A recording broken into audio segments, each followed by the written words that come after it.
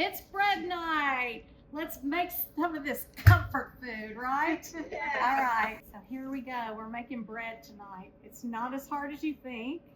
I kind of got into it. It was my goal. I wanted to learn how to make homemade bread.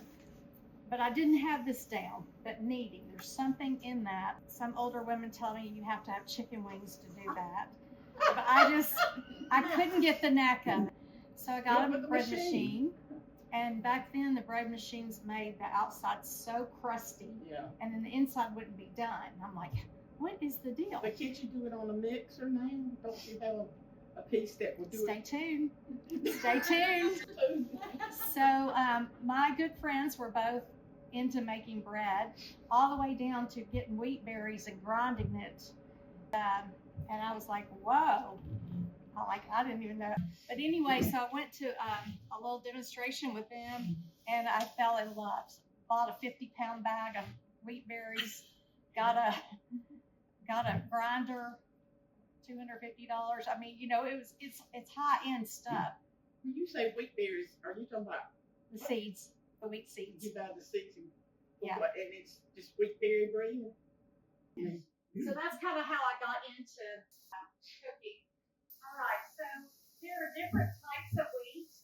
I didn't know this, but there's hard wheat and soft, and they have a little bit different flavor. Wheat is what you use to make loaf bread, and like your peasant bread, your peasant breads, like those European crunchy kinds of things. Okay, so I'm gonna take a break here. We're gonna start. I've got this recipe. It's called 1 hour yeast rolls. And this is what we're doing, but I'm gonna do this so we could do several different things with it. Okay, so the first thing you have to do is to get the yeast in, and this is something that I did not know, but I've learned. So this is sugar and salt. It's part of the recipe here. So most breads you'll start with hot water. You don't want it scalding hot, but you want it, pretty warm. You put the sugar and salt in the recipe in there with it, and then the yeast, and it's gonna activate it. Okay. I don't have my measuring tool, so I'm kind of guessing with this. These things may rise up to the ceiling. I'm not sure. So That's okay. yeah, I'm just gonna mix it up just a little bit, and usually let it sit for about 15 minutes. All right, so I'm just gonna leave it there, and we'll wait just a minute. Ginger, do you have to have that big fancy KitchenAid? No, you do not. Actually, you could do this step just in a regular bowl, hot water, mix it up, and then when we start adding things, you could do that by hand. And I guess you could use just a plain hand mixer if you wanted, or if you got the chicken wings, you could get in there and get your kneading done. So how hot of water are we talking? Are we talking like out of the tap hot, or Yeah. maybe boiling? Not boiling, not probably like about 120 degrees. I mean, just warm enough that activates. But if your yeast is dead, it won't bubble. Do keep it in the refrigerator. And if you do a whole lot of bread, you can get this in the jar. This is Kroger brand. And then if you do a whole lot, like if you make bread for your family every week, you can buy blocks, 1 pound blocks, usually like in Sam's, Costco, that kind of thing. But to be clear, if your yeast is dead, it cannot be resurrected. No, not really. No, it would make you have unleavened bread, like lots. And, it might taste okay, but it'll probably be a little heavy. So we're not going to allow a lot of rising time here tonight. So it might be a tad heavy, but there's extra sugar in it, so that's going to make it taste good. So it's already starting to bubble up. If anyone wants to come and see it, you can. And then usually in your kitchen, you can smell it. Now, with these yeast rolls, these are very good for like company. Yeah. I made them last night, and I went by the recipe exactly, let them rise the exact amount, and they were light and so very good. So you're going to get to taste a little bit of those. Now they're not going to be quite as light as they were, when they came out of the oven, but they're still really good. So I'm gonna just start this. We're gonna put an egg in here. All right, so now we're gonna put the oil in it. You can put whatever kind you want, and you know. So this is a third cup.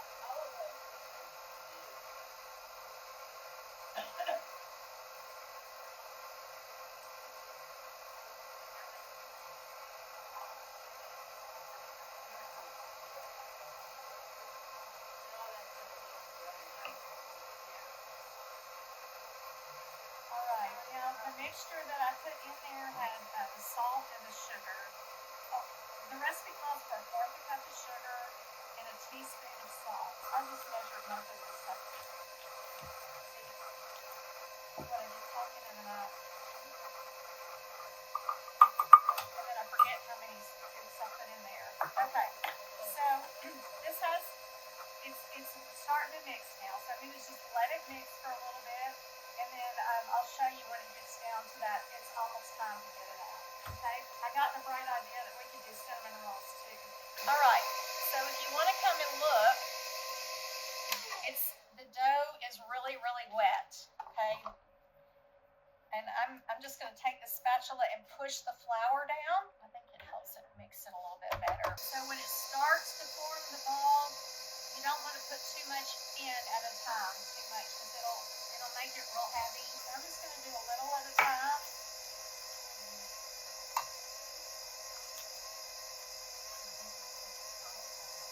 All right, so it's starting to really form now. It's not quite ready. It's pulling away, but it's still not together, okay? So I'm just going to take the spatula again and push the flour down. Sometimes this is all it needs. So ideally, once this is done, you could put it in a bowl and let it rise. It says here to let it rise about 15 minutes. Okay. This is ready. It's ready to go. All right. So you can see.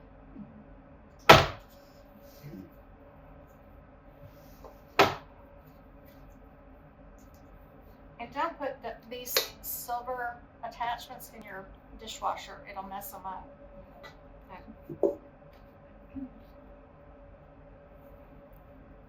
This is actually very soft.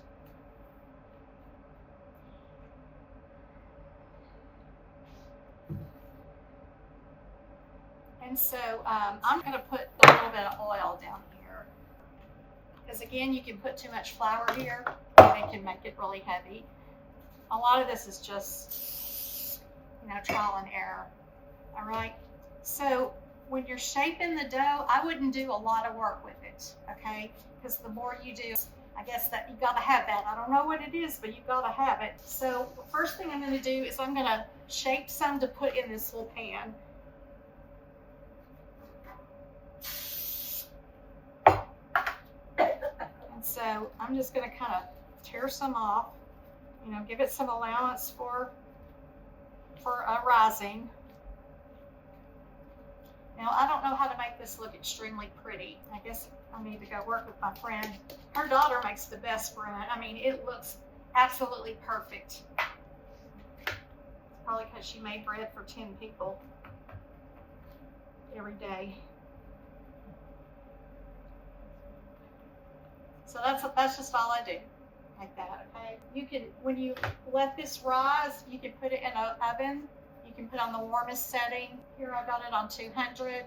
Mine at home starts at 180. So you can put it on that lowest setting. And if you're in a hurry, it doubles your rising power. So if you normally put it in for 20 minutes, you would only need to put it in for 10. It kind of activates that yeast and pulls it up. Okay? All right. So the next thing we're going to do is we're going to do some rolls. So this is the way they taught us to do it. Just kind of get a ball and then grab some of it like this.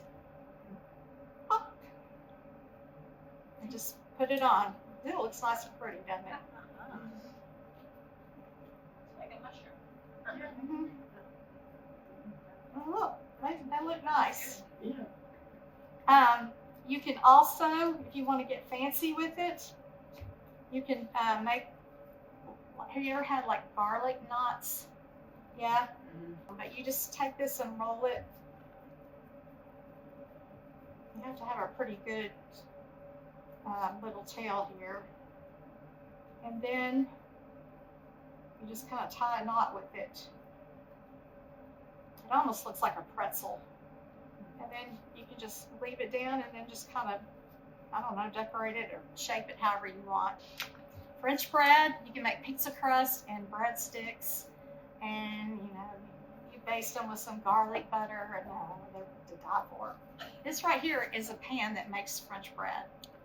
So you just kind of shape it into a log, and you put it on these, and I guess the holes in here help it get heat, so the crust is really crusty, and it's really good. I think we can make a couple more of these.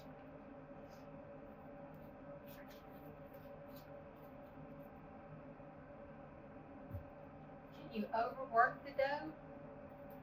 I guess you can if you want to. I mean, it's not going to hurt anything. I usually don't. Sometimes it makes it good, you know, just has extra air in there. And she's talking about pushing it down until all the little air pockets are gone.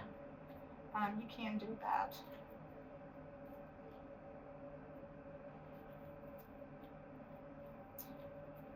So homemade bread, I use a KitchenAid. Put all the ingredients in there, watch it until it mixes and pulls from the side. And then just shape it a little bit, not a lot of motion with my hands.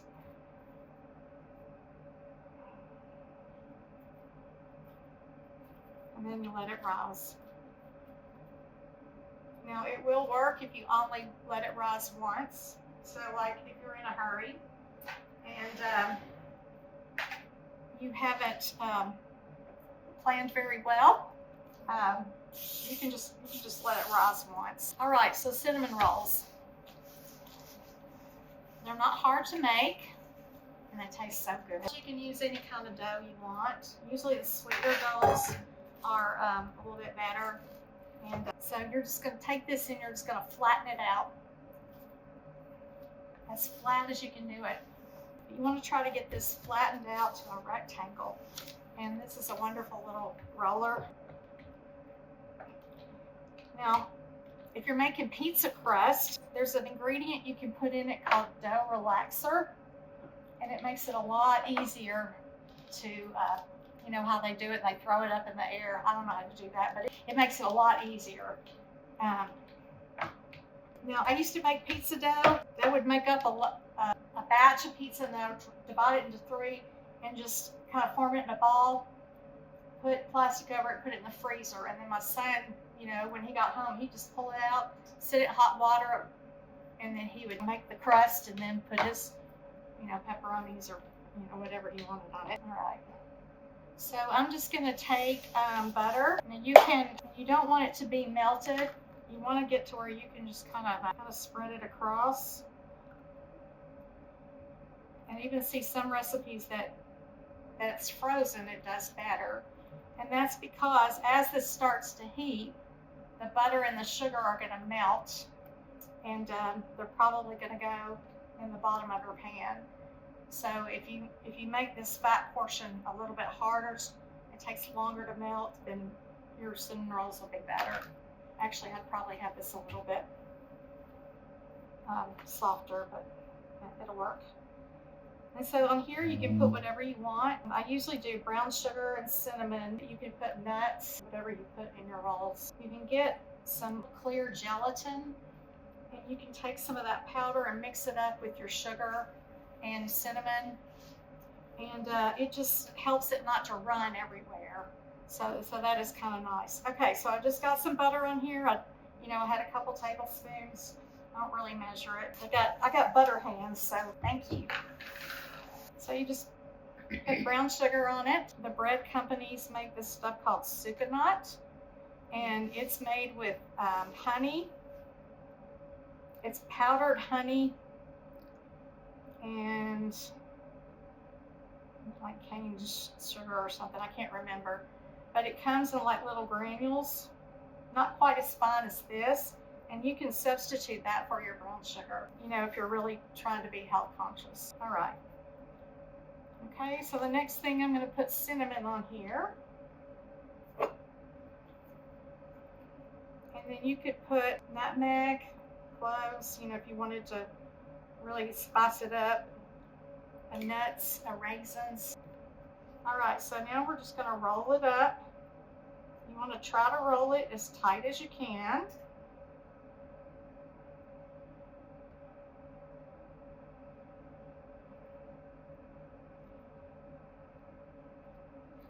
So the dough has to be thin enough to where you can roll it.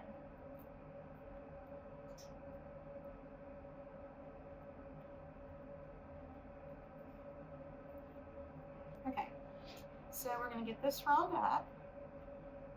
This takes a lot of practice too. I mean, I think it's hard. Kind of roll this. Now, if you want to seal this, you can just get a little bit of water and touch on the edges, and that will go. So, okay. So we're going to get this like this, and now we're going to make the rolls, okay? Does anyone know what we use? It's not a knife. Dental floss. Yeah, dental floss. It keeps it nice and round. Oh, this is kind of cool. Okay, you're just going to slide it up underneath, and then you pull it at the top, crisscross it, and I usually kind of push again like this way, and then cut. See? It makes a little come back if you need to.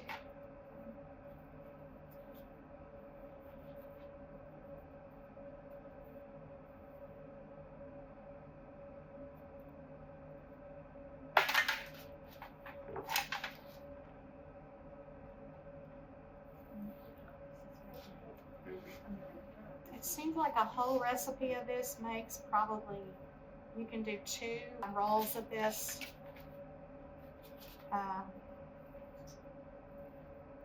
okay.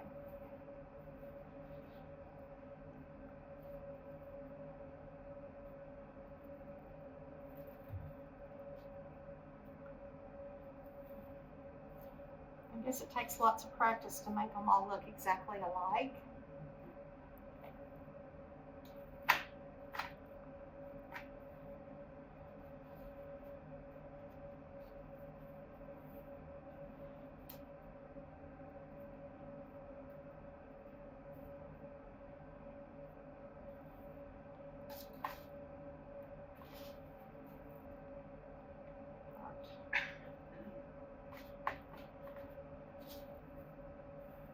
I was going to tell you another, you've probably seen people put a towel over their bowls if the dough is rising.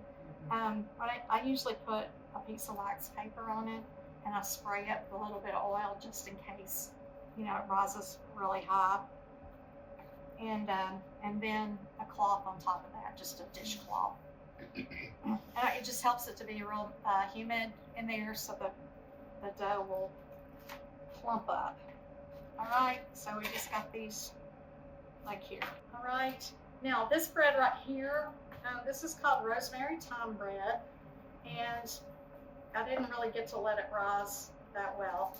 This is the bread that they serve in, y'all have macaroni grill here? Yeah, so they give you a roll of, a circle of this. It's a heavy bread, real dense. And usually you get a plate with some oil and pepper that you dip it in. But this has a really good flavor. You just mix it up, and after it's good mixed, you plop it on the pan and shape it into a mound, and then you just let it rise.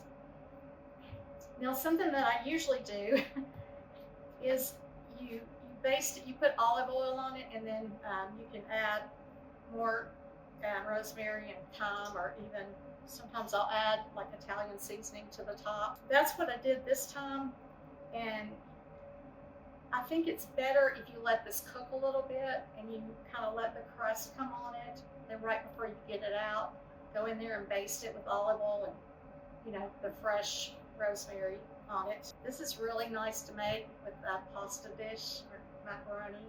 You got people coming to your house and they're like, oh, you worked a long time to do this. So if you guys want to taste any of this, you can. And if you want to try this, this could be one of the jams we'll make next week, strawberry jam. And it's actually really easy to make. That's really good. I thought I would do like 2 little door prizes. Of course, we don't have tickets yet, but I have the seasonings in here for the bread. So all you would have to add would be the flour and the water. Okay, and this is the salt and the sugar, and it's got rosemary and thyme in it. I have Italian seasoning here, but you can with rosemary and thyme and flour and yeast. So that's all that goes in it. But so you would put all of this in with your yeast, let it activate, and then put the rest in, mix it up, and stick it in the oven. So we have this, and this. We also have this is kind of my baby. This is homemade vanilla. And if you guys want to smell it, it smells different than just your regular imitation. Yeah. So here you go. If you want a little sample, you can have that. Cream cheese and put some powdered sugar and a little bit of milk with it. And just keep tasting it. It'll be really good. Will everybody want to take some jam home next week? Okay, I'll get it. We'll have to get enough jars to do that. So this recipe calls for 2 ounces of cream cheese and 4 tablespoons of butter. I usually don't use butter in it, so I'm just gonna add a little more cream cheese to it. Cream cheese and sugar is fine. You can use that. So this, I'm gonna put some powdered sugar in it. This is 2/3 cup of powdered sugar. You have to do a lot of math when you cook. This also calls for some vanilla. A little bit will go along with it. I'll just put a little bit in here and make it taste better. And as you can see, our little rolls are coming up. Now, this is not very soft, so this is going to need a little bit of liquid in it. So I'll just put a little bit of water in it. I'm probably be fine with that. Let's see what we got going here. Yes. Ooh, they smell yummy. So did you know that when God pronounced the curse after Adam and Eve's transgression in the Garden of Eden, he mentioned bread? It says in Genesis 3:19, by the sweat of your face you shall eat bread until you return to the ground, because from it you were taken, for you are dust, and to dust you shall return. So that's the first mention of bread in the entire Bible. Bread has always been a staple of life, as you know, from the first man and woman to today. The need for bread brought Jacob's family to Egypt, where his son Joseph had wisely stored up grain during 7 prosperous years, so everyone had enough bread during the 7 years of famine. During Passover and the Feast of Unleavened Bread, and we heard Ginger mention unleavened bread, God commanded the consumption of unleavened bread, and during the Israelites' 40 years of wandering in the wilderness, God provided bread, manna from heaven. God also decreed that bread, called the bread of the presence, would be made and regularly placed on a table inside the tabernacle and later in the temple. In Deuteronomy 8:3, Moses explained the role of bread in God's economy. He said, and he humbled you and let you go hungry and fed you with manna which you did not know, nor did your fathers know, in order to make you understand that man shall not live by bread alone, but man shall live on everything that comes out of the mouth of God. When my daughter, Jennifer, hosted a women's gathering where she lives in the Middle East, the women were painting hearts on tote bags. And Jennifer asked the ladies, what makes you feel loved? And she was really surprised when every woman in the room said the same thing: when someone makes them warm bread. Jennifer was really surprised, but culturally, when she thought about it, she said it makes sense because food is important. I mean, here it's important as well as in the Middle East, right? And people are important. And it takes a lot of work to make their food each day. Because in the Middle East where Jennifer lives, most often she's making everything from scratch. So the ladies there love people through food and hospitality. And guess what? The ladies came back the next week, and one of them had made warm bread. And Jennifer felt so loved. Now, Jesus lived in the Middle East too. So when he called himself the bread of life, everybody listening knew exactly what he meant. They understood he is saying, I offer you life and relationship just like a gift of bread does. So no wonder then that Satan couldn't tempt Jesus with making bread. No wonder Jesus included the phrase, give us our daily bread, in the Lord's Prayer. And no wonder he chose to feed bread, not salad, not soup, not dessert, to 5,000 people and later on to 4,000 people.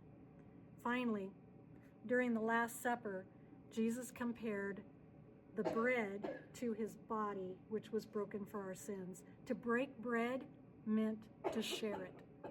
Everyone who accepts the gift of Jesus' broken body shares in his resurrection to an eternity spent with him in heaven. Now, one final epiphany involving bread occurred when two guys met a third guy during a 7-mile walk to Emmaus. This was Resurrection Day, although the first two men didn't seem to know that yet. So when they met up with this third man, he asked them what they had been discussing on the road. And the first two guys described the events that had been happening over the past few days, including the fact that Jesus' body was missing from the tomb. The Gospel of Luke tells us, then Jesus took them through, because he was the third guy, then Jesus took them through the writings of Moses and all the prophets, explaining from all the scriptures the things concerning himself. Did those two guys have any idea how privileged they were to be given all that insight into the scriptures? I so wish I had heard what Jesus told them. But the bread epiphany in this story didn't happen until all three men were resting from their travels that night. As they sat down to eat, the Bible says, he, Jesus, took the bread and blessed it. Then he broke it and gave it to them. Suddenly, their eyes were opened, and they recognized him. And at that moment, he disappeared.